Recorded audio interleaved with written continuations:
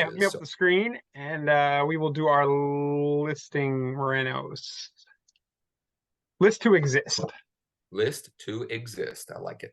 Pretty sure that's what everybody says, or do they say exist to list, or who? For me, I always knew it as list to last. You got a list Okay. to last. Is when you said list Okay. to exist, I was like, ooh, All I don't right. know. Well, there we go. I wasn't It's familiar with it. probably like a Mike Ferry thing or something. Um, can you see the Renos screen? Did I share the right screen? Sure can. Okay, cool. All right. So basically what I'm gonna do here, Josh, I'm just gonna run through the main Renos. That video is at wakeup.realestate/Renos. But what's cool about that actual framework and those slides is you can pretty much pop anything into it and just adjust the components Yep. and have a roadmap. And to be clear, I mean, this is more or less for you guys watching it. I mean, this is how to build a marketing funnel, just translated into real estate speak, more, to the tools and approaches that we have. 100%. And depending on time and questions, etc., I'll show some of the examples of what I currently have live of this kind of stuff. So I'll just run through it fast. I put these slides on a link. It's just wakeup.realestate/L2E. If you guys want to look at the slides later, and we'll have the replay up. Mike does have all these replays here. I'll just mention because I just found beautiful. them. Yeah, I didn't even know that. I didn't realize you had these there, Mike. I just saw the link you dropped. So if you guys go to the member resources, you'll see a link to all of these huddles as well. So if you want to watch this later, I'm sure it'll be there.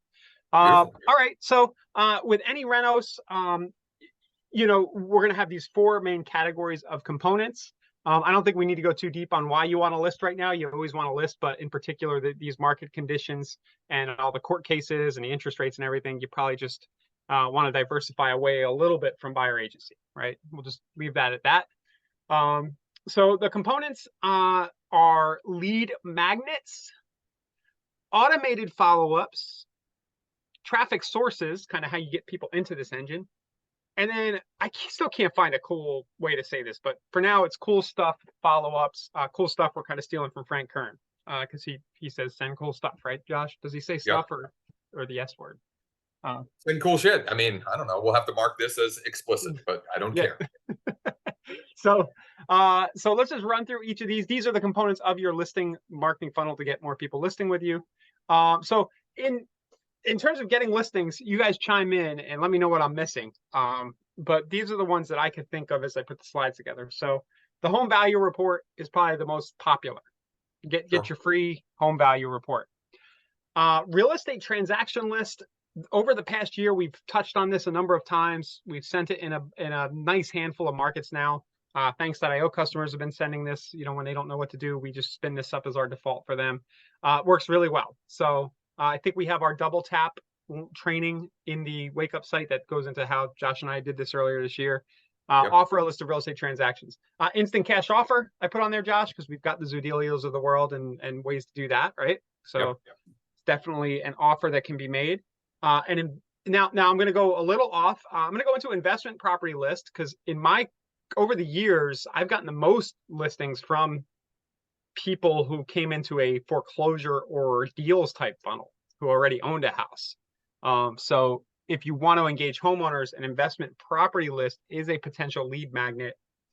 Probably not the first one you'll go after, but if you're diversifying, you can go there. And in refinancing programs too, like what do we have with NEXA right now? What was the most recent one? So yeah, I mean, a HELOC or just a straight refinance. And the buy before you sell. Buy before you sell. Yep, right, that one too. And then a HELOC where you can get funds in as quick as 5 business days. And then we've got the traditional closed end second mortgage options as well. Yeah. So the idea is to pick one of these. You don't want to do all 5 at once, but as you go through and you refine your system, you might add and layer more on, but kind of draw a line in the sand and say, I'm going to generate my leads around one of these magnets. Can I? Yeah. I want to push on one other thing. The other way to think about these examples here as well is you might use the home value report as the top of funnel. And then these other options are great middle of funnel, retargeting, digital ads, direct mail, messaging or email, text, direct message content, right? There's a reason why they are curious about their home value, and you use these different lead magnets or offers to determine what was the thing that they were interested in, right? They're distressed. They need a cash offer. They want to refinance, and maybe they want to refinance because they want to buy an investment property, right? I mean, whatever it may be. Yeah. And yeah, the content you create as lead magnets also doubles in the other areas in the renos. So you get a lot of leverage in everything you create. You just need to know where to put it kind of in the scheme of things. Yep. Andre's walking, it distracted me a little bit. A little wobbly. Down in the Zoom. All right, so automated follow-up. So people are going to opt in for these various things. In general, we kind of glanced over this. In general, this is going to be a landing page. It could be a Facebook lead ad form. It could be a text response thing. So your landing page might be your KV Core or your Lofty. Now it's called sell page. It might be an iList. If you have iList, right, you might do your home values that way. The transaction list we've been doing with custom made landing pages. It's real easy to do. You might have people text you for any info, but you capture it how you'll capture it. And I think over time, you guys have seen us on Wake Up. We show specific examples of these. I think for today, it's just a matter of maybe just think about one that you want to work with, right? Yep. Okay, so when somebody opts in, you're going to have to automatically follow up in some way. Okay, so the most common is going to be the property value report, right? So that these tools that we have will generally give somebody their automated value, but you're probably going to want to follow up with an email and a text and say, here's that report you just accessed. So give it to them. Thanks.io, we're doing snail mailed reports automatically now. You can set that up either, attaching an RPR. We have a cloud CMA integration now. If you want to also send it out in the mail. Josh, for years, you don't have to do it automatic, but let's call it automated. If it's a system and a process that you follow every time, that's automated. So if you're manually putting the home value report or you have an assistant doing it into a DHL style envelope, I would consider that an automated follow-up. It's the thing that happens with every new lead. Right. Or it's a standard operating procedure, even if it's not quote unquote automated. Right. It just happens every time as soon as you get the lead. That's probably a better way to say this section. What happens right after the lead comes in? I love automated property alerts, and I missed market updates, right? Those work hand in hand. So with KV Core in particular, you can say, hey, this lead came in with this hashtag. Let's send every property in their neighborhood to them once a week that came up for sale. And the reason why a homeowner might want to see this is so they can keep track of the value of their property. And you might let them know, hey, I've set you up for that. Maybe that's an email or a text that goes out day 2. Hey, just want to let you know I set you up for alerts. So it feels like you're working for them. And then the market updates is similar. It just kind of shows market conditions. And a lot of our systems can do that automatically.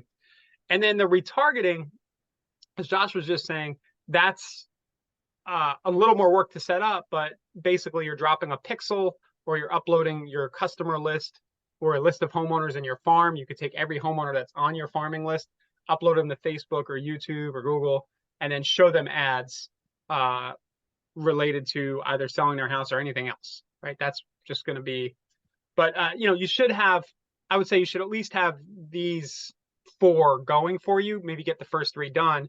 And then as your system evolves, make sure you layer on the retargeting, because, the fortune is in this sort of automated follow-up, is in the follow-up. Traffic sources to get people to find your home value page. Paid traffic we talk about all the time. So you can go run a Google ad or a YouTube video ad or Facebook or Instagram straight to your home value page or to the transaction list.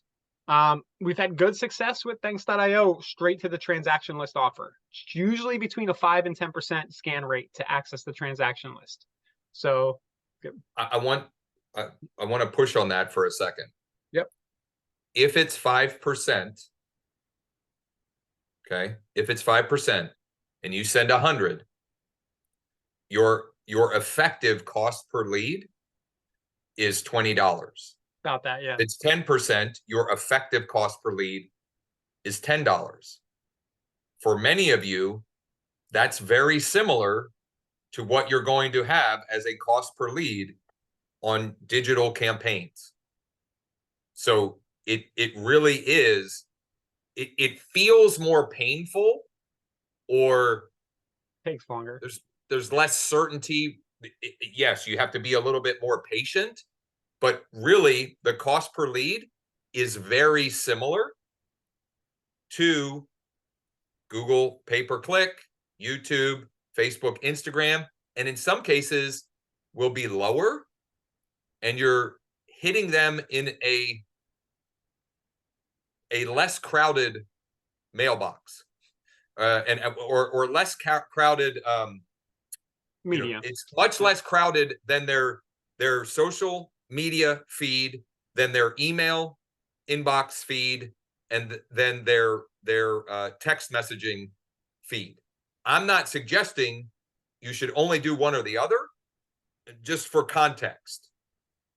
Yeah, I would. Yeah, the direct mail, there's advantages to all of these. You know, you're going to want to, just like with anything, diversify your sources over time, so that and then if one fails, you know, you can have a really good Google or Facebook ad running, and for whatever reason the algorithm changes and you're out of luck. What's cool about mail is, and some of these other sources, is they don't tend to change. The response rates seem to remain steady over time. So you got direct mail. I threw in one-to-one messaging, Josh, because you've been talking about this week. Makes a ton of sense. So if you just have a plan in place and say, hey, I'm going to offer 10 people on LinkedIn this week a home value report, or 10 people on Facebook every week a home value report. There's a free way to do this, right? And you know, if you can get a 10% response and send one quality home value report to one person a week off of your LinkedIn feed, it's pretty good, right? That's probably a listing a month, maybe. Radio, we don't talk about this enough. I don't know why. I run Spotify ads and stuff. I just want to throw it out there. If you have a good offer that's working on any of these other channels, like the home value report or the transaction list, do take a look at Spotify in particular. I think there's like a $200 minimum campaign, but that's it. And you can just run it one time. And check your home value is enough of a universal offer that I think it plays on radio. I don't know. So we haven't tested that, but just keep those in mind as possible channels. And then all the offline stuff, billboards, buses, park benches, shopping carts, car wraps, QR code tattoos on the back of your neck. For those who are curious, and I want to add one to that. Yeah. You mentioned you are running ads on Spotify. Is that for Thanks? No, I have in the past. Okay. I have in the past. Actually, not for real estate, I'm pretty sure. But I mean, it's not a hard thing to do. It's not like trying, if you were it's a self-serve option now, whereas it, you know, 2, 5, 10 years ago, it certainly was not. And I'm pretty sure they'll do the voiceover for you for free if you want them to. You can just be like, I don't want to record an ad, and they have talent that'll you tell them what you want the messaging to be, and they'll do it for you. I'm happy to be your voiceover as well. Yeah, Josh can do it. Yeah. To your last one, two that I have, they're related but not necessarily. Township newsletter. I had in the past, the township I live in, they send out, I think it's a quarterly newsletter. Maybe it's monthly. I don't remember. But I essentially put what would be like a postcard style, you know, something that looked kind of like this. And it was in the in that newsletter.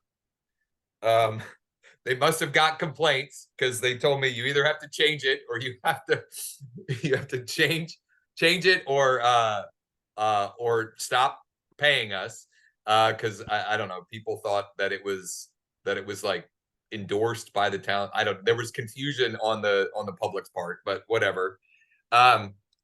There's also there is a local media company that puts out a magazine, quote unquote, specifically for, it's like 3,000 homeowners in my general township. And there's like 5 different neighborhoods that this, like the neighborhood guide or something. Yeah. And I had also done some advertising with them as well. And you know, that can be an effective way to hit the audience that you're trying to you know, to create and stay top of mind with. I threw Nextdoor on there, their PPC platform. I think you've played with that. Is it any It good? has been a very long time. Yeah. I had, they have some sort of sponsor something or other. Yeah. Um, So, trying to think if we're missing so anything. I think that's pretty good. but I think the bottom line, I mean, as you guys can see, it's almost overwhelming. There are plenty of options for getting traffic to the lead magnet. In the beginning, you're just going to want to say, hey, I'm going to pick one of these and I'm going to pick one of these. And I've heard Alex Hormozy talk about this. You only really need one of each to get to. In his case, he calls it $1 million a year. He's not necessarily talking about real estate, in revenue. But so you don't want to watch this presentation and go home and be like, oh my God, it's overwhelming. I can't do all that at once. Like that's exactly what you don't want. You want to pick one. Yep. I don't know. I mean, I'm biased toward direct mail, but I would probably, just to keep life simple, focus on Google, Facebook, or direct mail. Facebook, even Facebook Messenger, like for home value stuff, should still work on some level. The Google and Facebook, we talk about that all the time. But if you decide my budget is $100 per week, you can just as easily implement direct mail as that consistent traffic source with a budget of $100 per week as you could or can on Facebook or Google pay-per-click. It's a matter of what you want to commit to. Again, the caveat there is you're going to spend $100 today. You got to wait for a week until you start to see the people's, those postcards land and they start to get scanned. And if you were going to do it that way, I'd want to have a list of 400 to 500 homeowners that you want to, that you want to own as your farm, and you just rotate 100 every 4 weeks. 100, you break them up into 4 equal groups, and every 4 weeks they're getting a message from you, and you can literally send virtually the same postcard and get the same consistent results. Get the November 2023 transaction list, home, I forget how we frame it, but get the November 23 whatever report, go to this QR code, and next month it's the December 2023 home price report. You could even just bullet point the 10 recent transactions and just with a QR that's like, get the value of your house. Yep. Or to see more detail see the prices of these. I always thought a good one would be these 10 properties sold recently in your neighborhood, to see the prices scan here, something like that. But on the budgeting, as you were saying that, I think I'm the same way too. It's just human nature. Like, it's a little scary to spend a bunch of money on this, but I think we need to be reminded that what the average transaction is worth to us. And you might have to go a couple thousand deep on your credit card to get that first listing. Yeah. If you've got a credit card laying around that you're not using, it's a risk, but it's probably a more, versus just calling Zillow up and buying leads. You have more control over one of these renos and say, hey, going into 2024, I want to make sure I at least get 3 listings in the first quarter.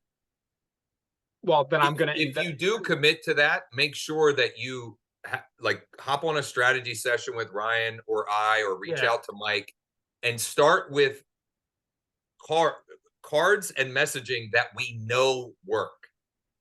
Get predictable results, and then you could try something a little bit unique or different or out of the box. But if you start by trying to do something different than what we've already seen to be working and getting that 5 to 10% scan rate, you could win. You could knock it out of the park, but more than likely you're not going to, and then you're going to get frustrated and say this stuff doesn't work, and you're going to go after the next, shiny penny or squirrel. Yeah, anybody in the mastermind, if you're about to spend money on a campaign like this, that any of us will just get on a Zoom and tell you what we think. You might not like what we think, whether it's direct mail or otherwise. Tell you what we. Yeah. Ultimately, the market will let you know what you think, but what we would like to do is try and save you some time, money, and aggravation if possible. Because odds are we've probably tried something similar to what you're thinking already, or seen someone that has, and have actual market data to speak of or speak from. Yeah, but we do know that traffic driven to the home value report and a transaction list, at least you can get people into your fold. Exactly. Yeah. Honestly, the And I'll lowest hanging show, fruit we is this should one. have time. I'll show, I have 2 campaigns running on Facebook right now, home value style, and I'm getting more than a 10% address opt-in. Okay, not full. They're not filling out their full information, but address opt-in for pretty well over 10%. So anyway. So the first three here, these are easy. They might not sound easy, but this is like you pick one, you knock this out, and you pick one of these, you match together, and you should be able to have something that's just getting fresh homeowners into your fold.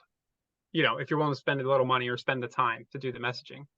But the real money, you know, here's the spiel. The real kind of magic in all of this is the follow up, is the consistency in the follow up. Josh, you said this last week, like you kind of take your eye off the ball on this from time to time.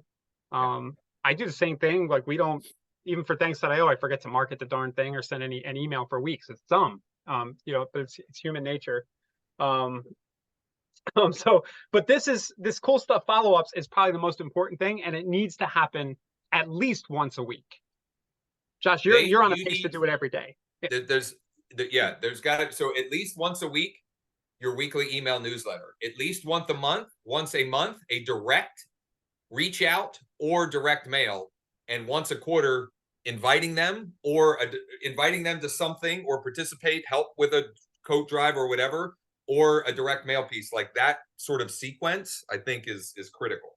Yeah, these first three, this is 20% of the money. Just if you do the 80-20 Pareto stuff, like it's all only 20% is here. If you really think about where a lot of your business comes from, it's from the people you've built relationships with through the content and the activities you do over time.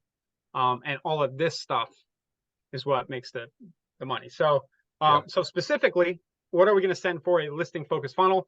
I love real estate transaction update emails. It's just what people want to know. What are my neighbors selling their houses for? So if you have a farm, whether you send it out by mail or you send it out by an email, here's the 10 things that sold in, you know, October of 2023. 7 of your neighbors moved. Here's what they sold, right? If you want to know what yours is worth, give me a call. Just sold cards. These kind of double. I should probably have this down in the bottom of my bonus thought. But this stuff, anytime you listed a property in your farm or you sold it, you want to make sure that everybody who's on your list gets your just sold cards. The general market newsletters, Josh, this is like your weekly thing that you do, you know, just newsletter. I love the investment deal thing because you've got somebody who already owns a house. They might want to buy a second one. You can build a relationship on the buy side of an investment property. You're almost a lock to get the listing when they sell their primary, if you get them as a client on multiple investment type deals. So, you know, if you don't have any of this other stuff specific to home values to send, sneak in a, hey, do you know anybody who might want to buy this awesome opportunity at 123 Main Street, just to stay top of mind and in front of them. Like you said, Josh, once a month, something in the mail or every quarter. So happy house anniversary. Can you believe it's been another year since you settled? I put happy anniversary. I meant to write happy birthday. For those of you who do have birth dates and anniversary dates, thanks.io can automatically send stuff on specific dates if you load them up into the system. And then just, you know, happy holidays, just to stay top of mind. Another big one is the set your clocks back, kind of that cheesy stuff that everybody does, but it works. You can call it cheesy, but it works. Just staying top of mind. And then I just had this bonus thought. You know, as you service the listings you get, make sure that everybody who's in your farm is also seeing that marketing, because you're kind of you're basically demonstrating your listing presentation in action. So when you go in for the listing appointment, you're kind of pre-sold. Andrew's watching. Like, I'm sure a lot of your people already know what you're going to do because you're all over the place in your neighborhood. You know, it's an example. I'll go back to the direct mail as the top of funnel. If you don't want to send the same thing every month, the cadence is month 1, home value or transaction list. Month 2, a just listed, just sold of some kind. Month 3, a more direct offer.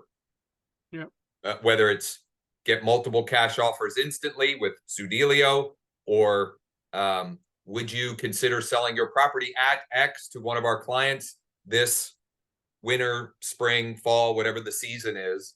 There's a way that you can kind of mix that up. So it's not the same thing every time. And also, Dean Jackson has case study after case study of sending the exact same postcard with the only change being the month and the year. And it just works. It just works. So there's some great questions coming in, and then I'll probably share some. Josh, more for me than for people watching because I want to remember that. What was month one? The month one would be home value report or Okay. transaction list. Month Okay. two would be a just listed or just sold. Now the caveat there is you have to have it's got to Right. you either have to have brought the buyer or it's your listing, etc. Right? So there's or you have permission. Maybe it's somebody in your office. So that could get a little tricky. Maybe you could do an investment deal as a backup. Sticking to my idea. Absolutely. And then month three would be a more direct offer. So get multiple cash offers instantly. Or would you consider selling your property at X to one of our clients this winter, this spring, this. I'm thinking month four, and you can just wild card in any holiday or something. Holiday or an event, or like the coat drive, or something along those lines. Okay, what is the real estate transaction list? So Courtney, it's just it's a way to rephrase. It's just sold, right? Here's a list of all the just sold properties in if it's a big enough neighborhood in that specific neighborhood. If not, it might be in the township or in the whatever. So, and it's just giving the list, and you choose what it is, right? It could be the last 30 days. It could be the last quarter.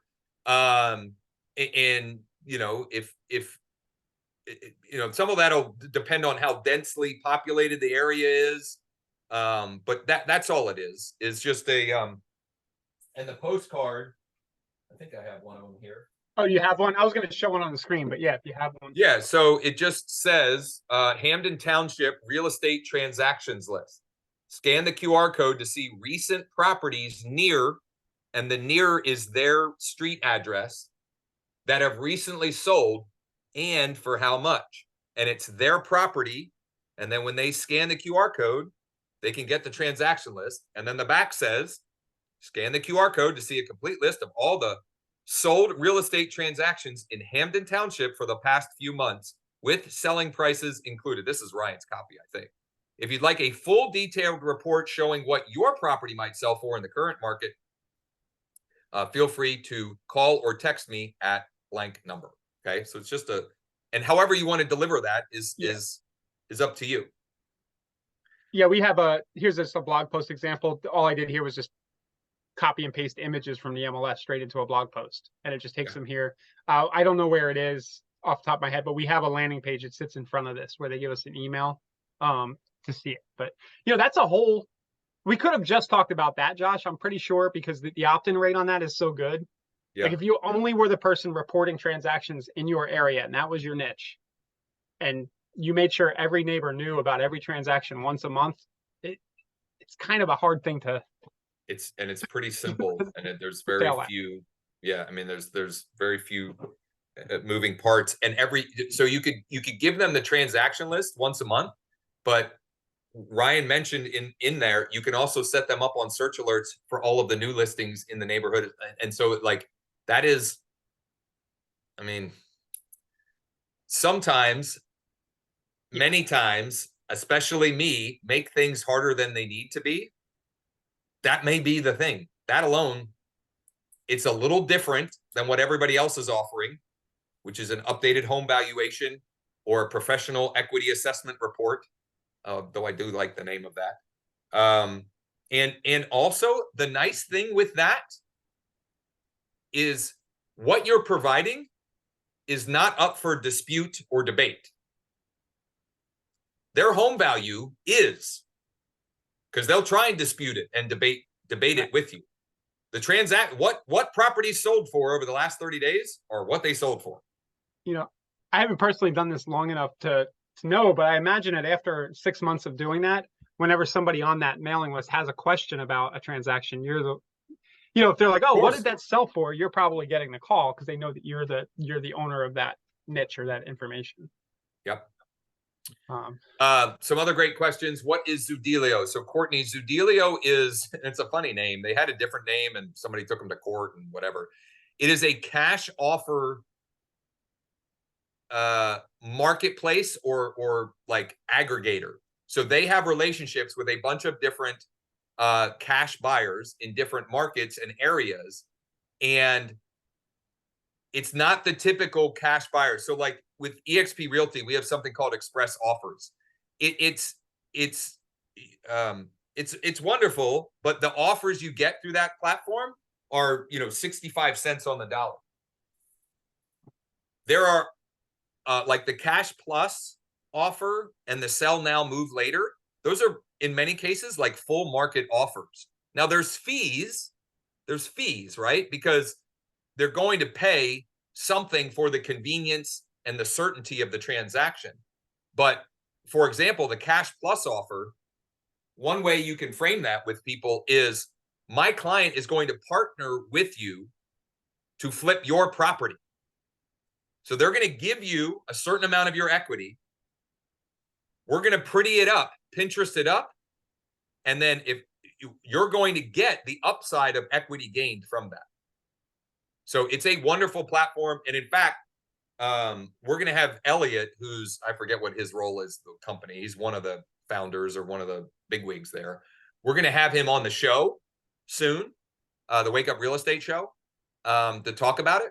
But it is, if you're going after listings, in my opinion, this is an absolute no-brainer, because as long as the property fits the buy box, you legitimately have a buyer for their property. And it's legit. Like 2 weeks ago, I in writing had an offer for sale by owner. Now 2 days later, they got a better offer on a private sale, so they didn't take it. But I said, you know what? If something happens, keep our offer as a backup, because they signed an agreement, but they don't settle for a couple of weeks yet.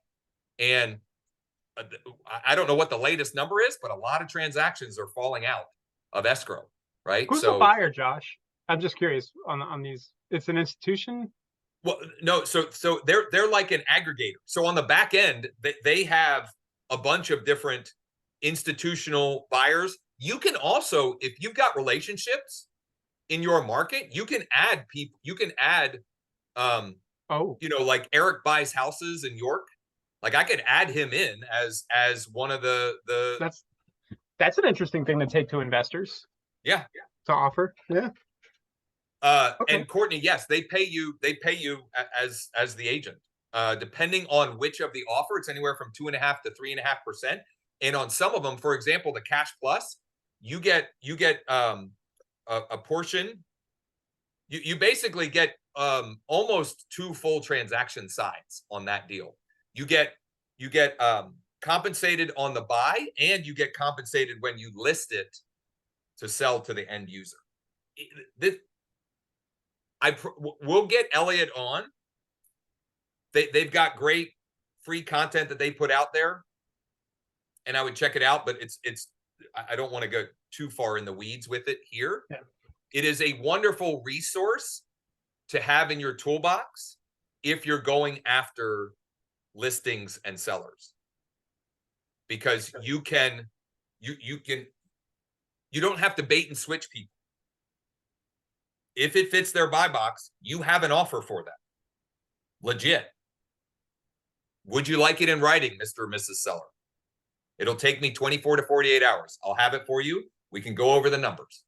And they can actually see the numbers in their dashboard. They're just preliminary offers until some due diligence. So I assume that it comes in between like the 65%, kind of target that a lot of investors have, and retail. So it comes in at like 90% or something, or the Cash Plus, in many cases, it's full market value, because so for example, the Cash Plus, those investors they're fee investors. In other words, they're getting a fixed fee for their service. And it's anywhere from, depending on the deal, it's 5 to 6.5%. So when you calculate the fees, it ends up being anywhere from like 89 to 92% of retail. But the thing that is the value prop to the seller is if their house isn't Pinterest ready, let's say, right? Like it needs paint, it needs carpet, etc. And if so, it might, you might get 100,000 more for it. Well, it's not the investor that profits from that.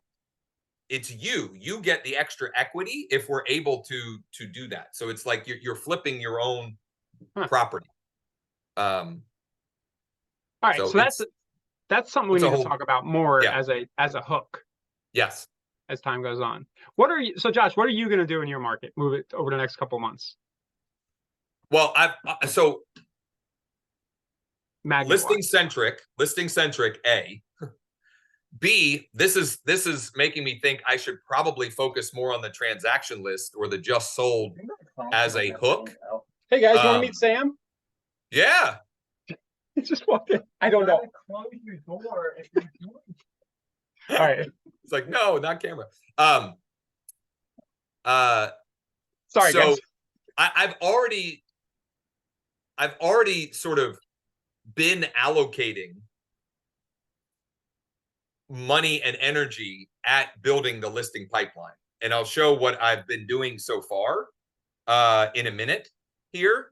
In fact, I just got a notification that I got a new seller lead. So I'll show, like, because I got to do it anyway, I'll show the dispositioning process, like what we do when we get those currently. But I don't know if I'll layer on the transaction list as another top of funnel, or if that becomes the top of funnel and I use the home value, the instant multiple cash offers, and the refinancing as the middle of funnel, which I'm kind of already doing to a certain degree. Let me answer a couple of questions here, and then I'll show people what I have running, what I'm doing currently, just for context. Yep. Andrew says, and this was to source of traffic, Facebook Marketplace and Craigslist. Absolutely. I fall in and out of love with those two often because they're free. So it's like, oh, that's awesome. And I do get opportunities from those platforms, but it's just, you have so little direct control over it. Ryan and I have always been, we like to, I'm going to spend X to theoretically get Y return. But, depending on where you're at and what your budget is, et cetera. The other big caveat I would say with that is those two platforms definitely are more, well, you can get great results on attracting investors, right? So those would be potentially own a home currently, but the majority of the other opportunities that you'll get from there are not current homeowners. Okay. And there's nothing wrong with that. It's just that's not necessarily what we were talking about today. Emily says, go ahead, Ryan. Sorry. Oh, I was just asking which platform you were talking about. I missed that. Oh, Andrew was just talking about Facebook Marketplace and Craigslist as other sources of traffic, basically. That was a comment that was made 20 minutes ago. Okay. We're just behind on the comments. Emily says, what about non-disclosure states? What alternative options do you have? Well, the non-disclosure states, you can just use the home value report. I mean, that, or the get multiple cash offers instantly with Zoodealio. Or and this isn't the topic of today, but the downsizer friendly offer, the majority of those folks, that's in theory, that's a buyer offer, but 75 to 80% of the leads you get with that own a home. So, I mean, it's almost a separate webinar. I mean, we've done this like buy side offers that will get you listings. Yep. Maybe we'll append a list of those, but the downsizing, the investor, those main ones. And we didn't talk at all about expires, FSBOs, and absentees, but they kind of all lump in here with the offers. Yep. Chris says that the seller does end up paying for the renovations. She's talking about on the cash plus offer with Zoodealio. They do, in theory, not in theory, they do, but the risk there is worse. They can lose some of their equity that's held, but generally speaking, they're going to end up either net neutral or positive, generally speaking. But there is a risk. Yeah. And we're getting way into the weeds with that. But let me share some things that I have going right now, just for, so you can get some actual real world context. Sorry, I should have had these pulled up ahead of time. I was on the Street Text Mastermind prior. Get the right account here.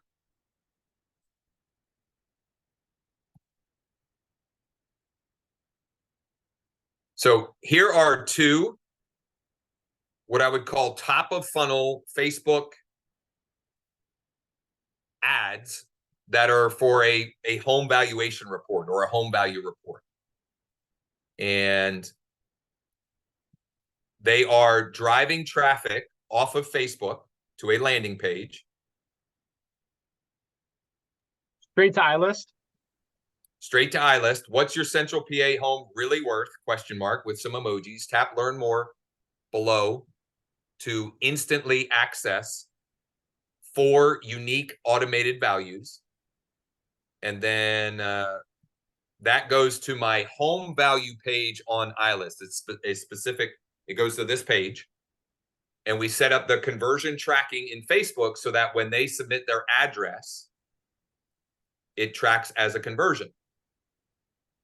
The one of these two are at 470 and the other one's at 672.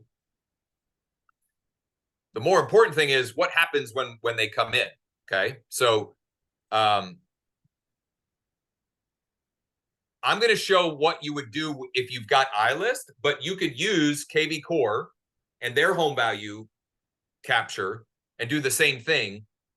It's just that you may have to skip trace or disposition the lead to find more data. Okay. In iList, if I go, this is one that literally just came in while we were live. So they have a skip trace functionality. If I tap the skip trace button, successful, that then feeds them into my KV Core. Oh, as soon as you hit the skip trace, it pushes it. As long as it's able to find data.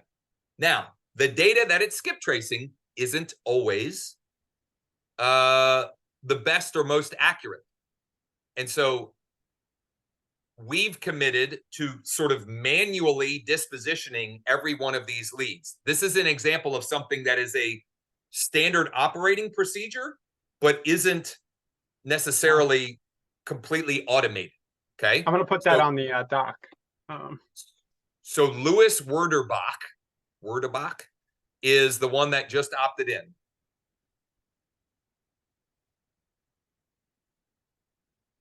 So this is how we disposition them here. Number one, I'm trying to get Joe to stop putting this in all caps. It just bothers me.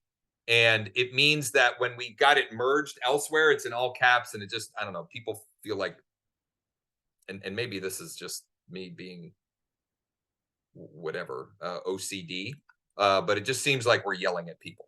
So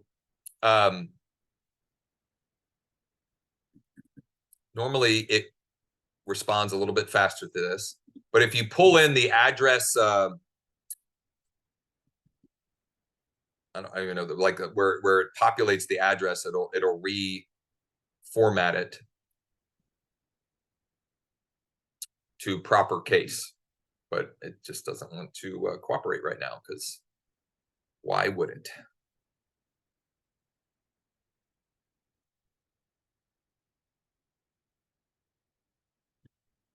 Okay, there we go. So proper case, then we save that. We have set up so that when we add a hashtag, it fires off a smart campaign, and the smart campaign's only activity is it adds them to a list in Thanks, which is an automated direct mail campaign with 9 direct mail pieces over a 6-month window. So it's set it and forget it. And all we need to do is make sure that if we've had an appointment or we've got a listing from them, or something, or they call and scream at us and claim they're going to sue us if we don't stop sending mail, which does happen sometimes. Maybe that's a central PA thing, but for some reason that happens sometimes. You just go into thanks.io, you remove them from the mailing list, and they're gone. Again, normally this doesn't take this long to do this, but these are the things that we do with every one of these leads. And this may evolve, but this is specific tactical example of, in practice, what Ryan kind of walked us through here. So first and foremost, we update the address itself. We add that hashtag, which will fire them over into Thanks, and that'll kick off an automated campaign. Because I don't do anything with the listing valuation function in KV Core other than, at minimum, if I pull up their record, right? If something prompts me, they pop up in the dashboard and I pull up their record, I have some idea of the value of their property. So I add that information here. Unfortunately, a lot of these things that we do with the dispositioning process of these leads can't be automated. But that doesn't mean that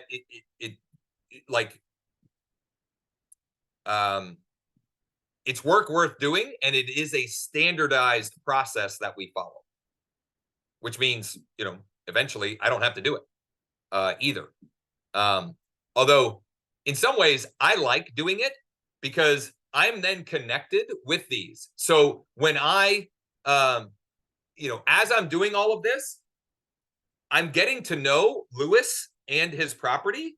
And so when I then have a buyer that says, I'm looking for XYZ, I can be like, oh, I was looking at a property that was like that the other day. I think it was, so-and-so's. And then I can pull that up and maybe we can, play matchmaker there. So I add them to the listing valuation. I add them to a market report. Typically, what I will do market report wise is the zip code. You may, if you're in an area where you've got massive neighborhoods and subdivisions, you might want to do it that way. You can do it by township. I think you can do it by school district or even specific school. But I've just found the easiest for us is just do it by zip code. And there are certain extenuating circumstances where I might not, because we just got some funky things where, like, I live in Enola, but it's Hamden Township. You can also live in Enola and it's a different township, and the values, it's also a different school district, and the values do vary considerably, one township versus the other. So in that case, that's just knowing your market. And then, so the last thing that I will do is I will send them an email template, which I don't know why we don't have this firing as part of this hashtag. That's just me being stupid. But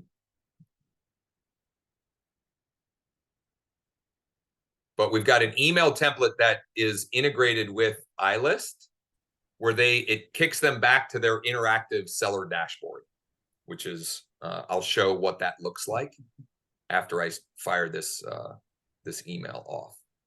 Hey, Josh, I thought KV Core now automatically put them on a market report if they had their address in there.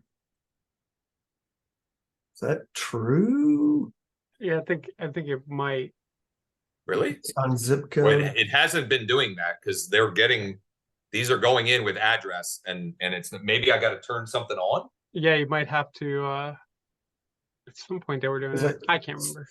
Yeah, I thought it was working already, and I had my VA stop doing that for me. So I need to go. Okay.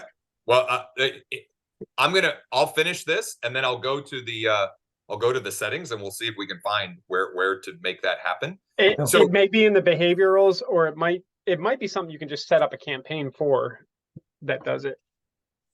So Yeah, and I we'll do thought- some I thought the recon on last that in a minute. What's that? I thought the last couple that I did, like this morning, they already had market reports set, so it might be delayed. I've been doing them just because I've been antsy and trying to. Maybe it is delayed, and I just need to be patient. We'll unpack that in a minute. I just want to push on a couple more things. So we also have set up with Zapier, thanks to Mike, that every one of these contacts is getting synced over and added to custom audience buckets for retargeting. So back over here at ads, I've got retargeting ads that are running that we're every, it's syncing that up automatically every time we get a new lead, and they're seeing messages about getting an updated home value. It's the thing they already asked for, but if it calls them back, that's a reason for us to follow up. Getting multiple cash offers instantly. There's one about the buy before you sell program. There's one about tapping into equity. I did the market snapshot that I'm sending out tomorrow by email. I've added that, and I'll have that in the retargeting bucket for probably a week. I have a note to remove that from it, right? Because then, after much longer than that, it becomes old, old information, old data. It'll also be synced up, which Mike, now that we're using Get Response, I got to get that one added since MailChimp killed that. But they'll also get my weekly email newsletter. So, there's some automation there. There's some things that require our manual involvement to then make happen. Let's see if we can find. So you're like a month into like a couple of weeks into having this fully baked, right? You have most of the components. So it'll be real interesting come January because you'll have 2 or 3 months under your belt, and it'll be season. Yep. Again. Ryan, where were you thinking those settings might be? Business analytics? Go to marketing. It's probably automated though, but go to marketing, and then should be behavioral.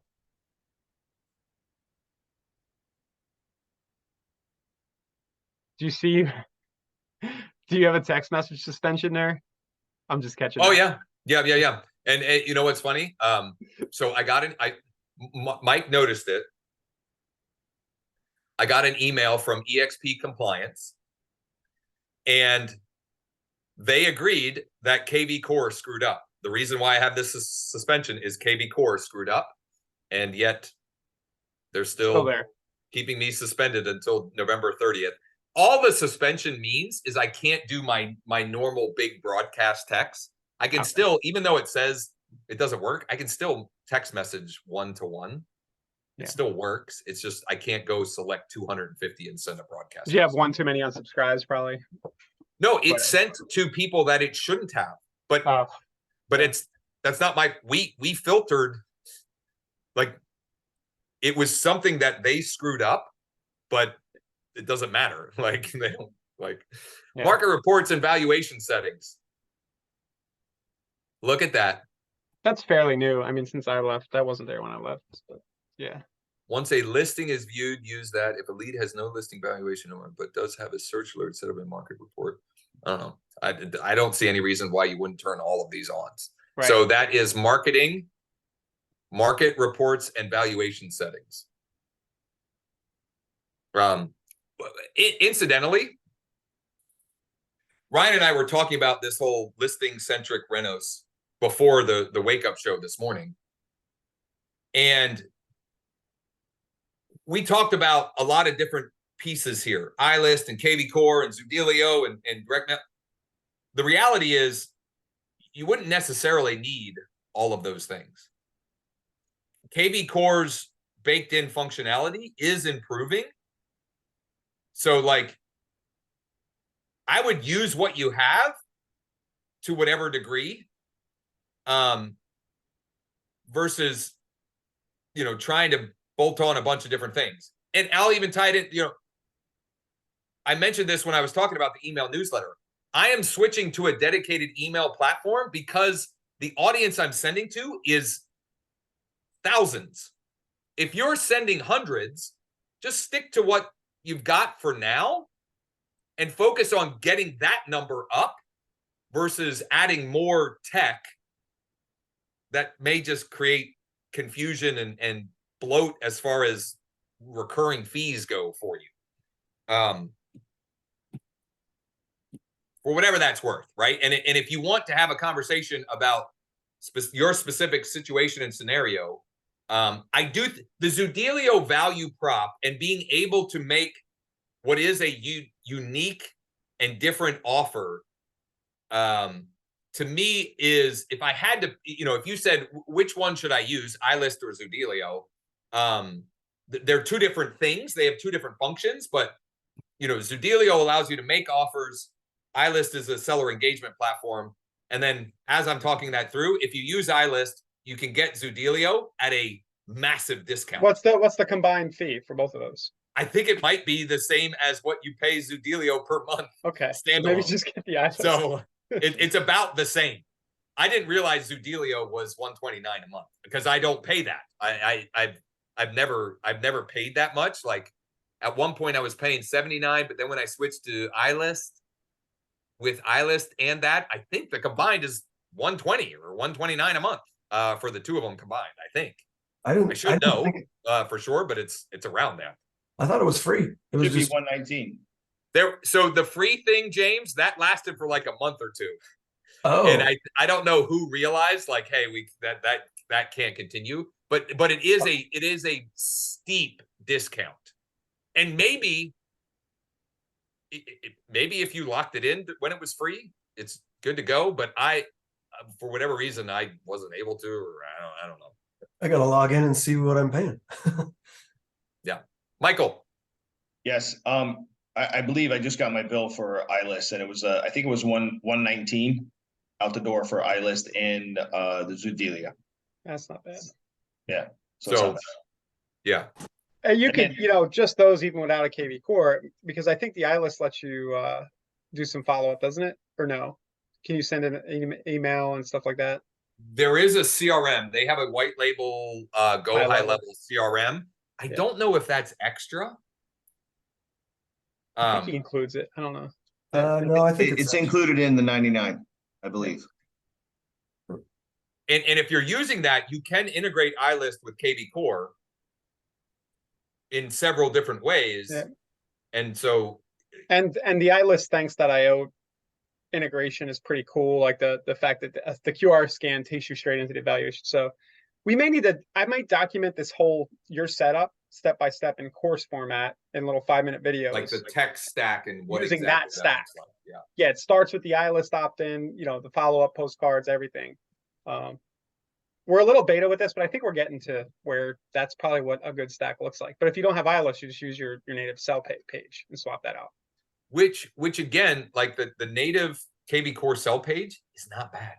It's not bad at all. Chris, I do not use HomeBot. So for a while I was using HomeBot, then I was using Home IQ for a while. Now I use the iList seller dashboard essentially in lieu of that. How do you go to a FSBO or expire with an offer from an iList website? Michael, you literally you enter their property in Zudilio, and it will instantly spit you out a preliminary offer. Actually, not just one. If it fits the buy box, you'll get several preliminary offers, and you can take it right to them. And I'll let me bring one up. Thanks. Yes. And show you what that looks like. Just so you have some context.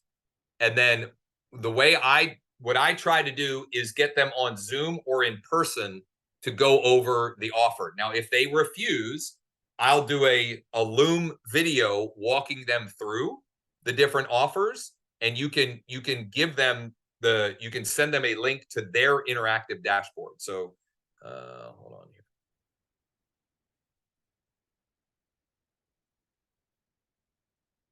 So this is what it looks like for me, the back end user.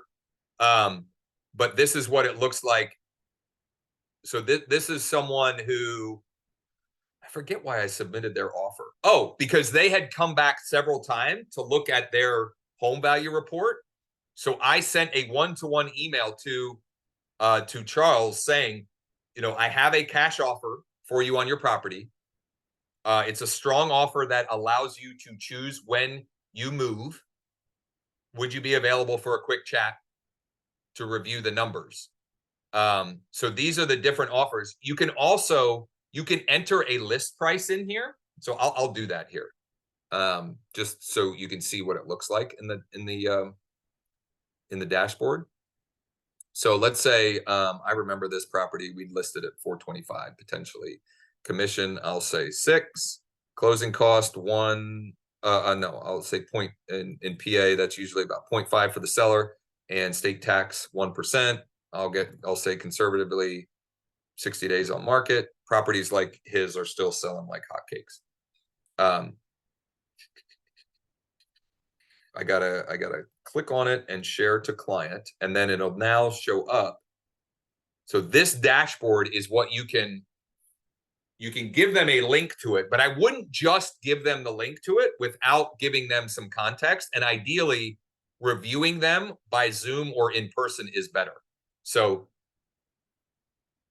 they can view the offer details. So the cash plus offer, seller benefits. You can skip listing your home, speed up the process of selling, pick your closing date, maximize your return. There's a little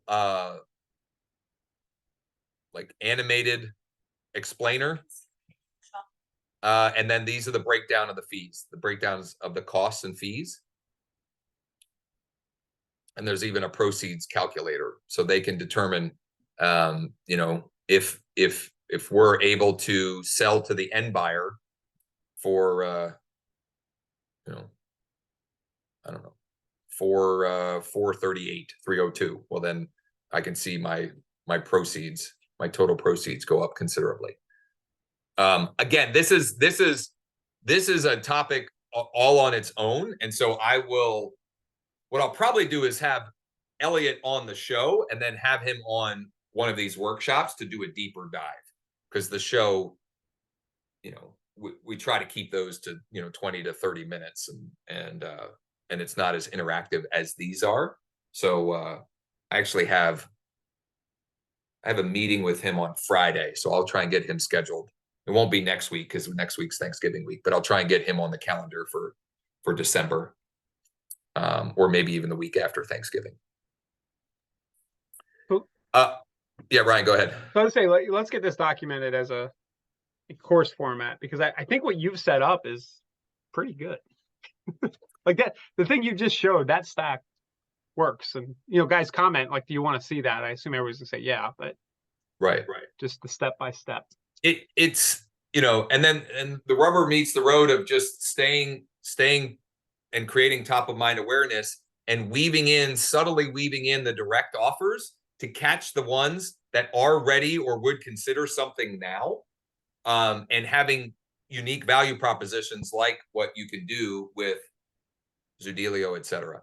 So yeah, we'll document this in as much or we can do it detail. as a weekly, phase by phase live as well. We'll talk about it. Yeah. Michael. Ryan, do you with iList, with the integration with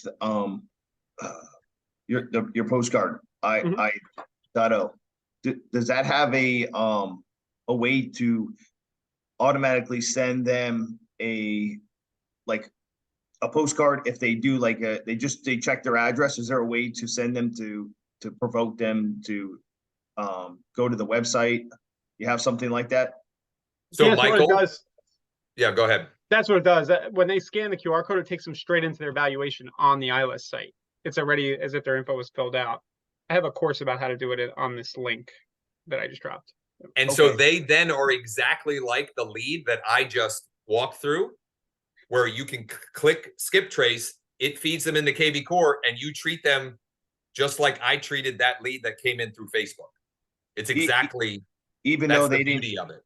Even though they didn't give their details, you know how like when they do like a partial where they just do their thing like that. I use the skip trace a lot, and then it drops it in follow up boss. I get that part, But then those I'm finding that some of the emails are bad and some of the phone numbers are bad, but you know, it is what it is. But 100%. But that's why. So a couple of thoughts on that. I'm going to share my screen again. Number one,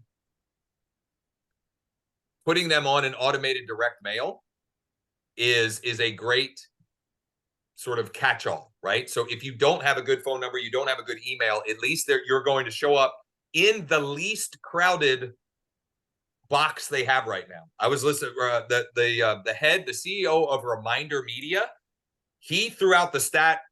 I was listening to a podcast a month or two ago that on average, two pieces of direct mail per day. I don't know where he's getting that stat from, but it's drastically less than it was 3, 4, 5, 10 years ago. So that's one. And I too agree that a lot of times the data that's being skip traced is not accurate. So part of our ongoing dispositioning and sort of like daily database work is finding the bad emails and then using True People Search and or Remind to see if we can find a better email. So for example, this sigvoice@aol.com, I have no idea if this is a good email or not. And it hasn't bounced yet, but it might. And so if it were to, the first thing I would do is, what was it? Bennington.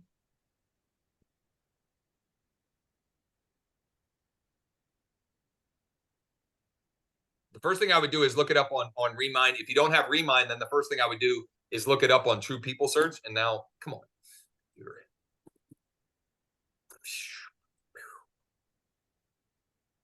Bennington, it's Bennington Carlisle.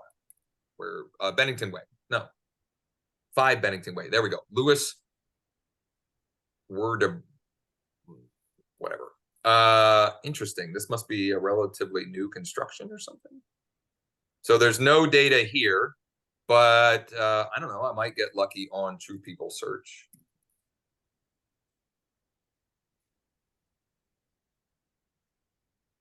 But here's to me, the part that's interesting about this is I think it's actually potentially a good thing, because if the data is not great, you're probably the only one landing in their mailbox. Because other people, like, I don't know. To me, I think it's actually sort of an encouraging thing. If you're willing to do the direct mail follow-up. And for those that are curious, it's about, did I spell it right? Yeah, Lewis Wordebach. I don't know. He's a ghost. It does say Carlisle down here. So he's going to get direct mail. It looks like he lives there. He's going to get direct mail. The automated, the 9-touch automated sequence, it's about $10 per lead.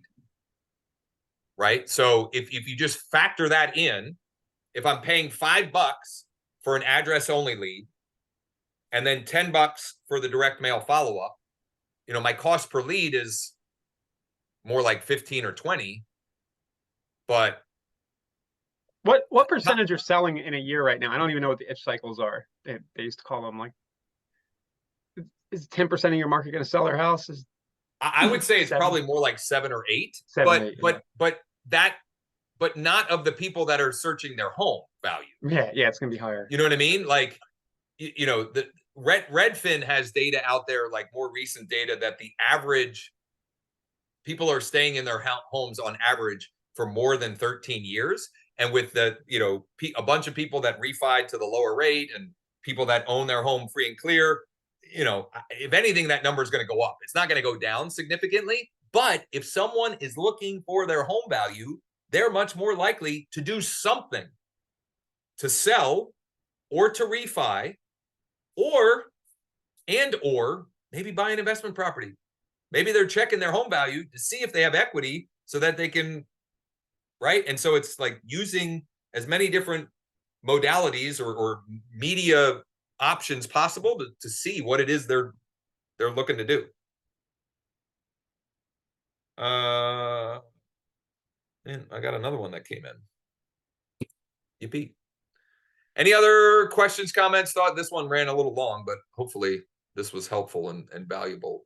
And this is, you know, A, if you're in my organization, this is the kind of stuff we do for folks on the regular. B, if you're not, let's chat.